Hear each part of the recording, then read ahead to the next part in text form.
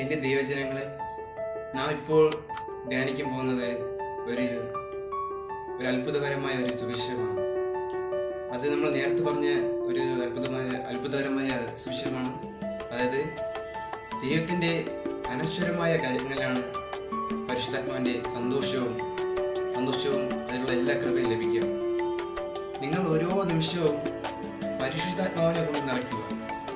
എപ്പോഴും നിങ്ങൾ ഹൃദയങ്ങളിൽ നിന്നും പരിശുദ്ധാത്മാവിനെ കൊണ്ട് നിറയ്ക്കുകയും അതിലുള്ള എല്ലാം ദൈവത്തിൻ്റെ പല വിധത്തിലുള്ള പല സുവിശേഷമായ പല ചിന്തകളും, പല ദുഃഖകരമായ പല ചിന്തകളും, പല വിചാരങ്ങളും ഉണ്ടാകും. എന്നാൽ പരിശുദ്ധാത്മാവ് നമ്മൾ ഉള്ളിൽ നിറയുമ്പോൾ നമ്മൾ ഒരു പവർഫുൾ മാനായി മാറും.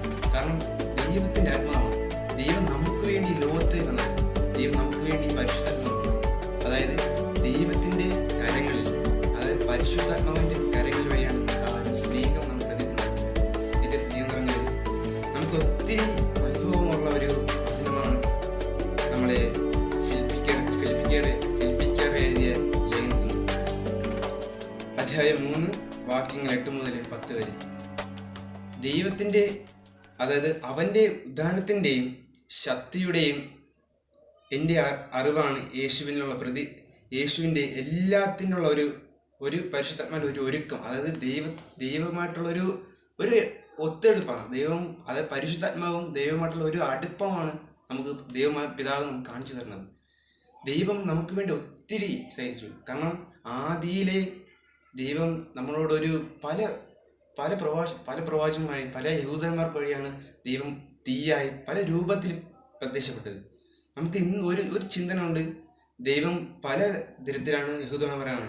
കാരണം നിങ്ങൾ ഒന്ന് ചിന്തിക്കുക, യേശു പറയുക ഞാൻ ആരെന്നാണ് അവർ പറയുന്നത്. അപ്പോൾ ദൈവമായ കർത്താവ് പിതാവ് വഴി പൗലോസ് ഈശോ ഒരു വ്യത്യസ്തമായ വ്യക്തിയായിട്ടാണ് കരുതിയത്. കാരണം പിതാവായ ദൈവത്തിൻ്റെ പുത്രനാണ് യേശു ക്രിസ്തു. നിങ്ങളൊന്ന് ചിന്തിക്കുക, പിതാവ് പുത്രൻ വഴി ദൈവം മനുഷ്യമക്കളോട് സംസാരിക്കുന്നത്, അതായത് പിതാവിൻ്റെ ഇഷ്ടം നിറവേറ്റാനാണ് പുത്രനാണ് യേശു ക്രിസ്തു ഈ ലോകത്തിൽ അവതരിച്ചത്, പരിശുദ്ധ കന്യക മറിയം വഴി. നിങ്ങളൊന്ന് ചിന്തിച്ചു നോക്കുക മക്കളെ, ദൈവം നമുക്ക് വേണ്ടി ദാനമായി തന്നതാണ് യേശു ക്രിസ്തു.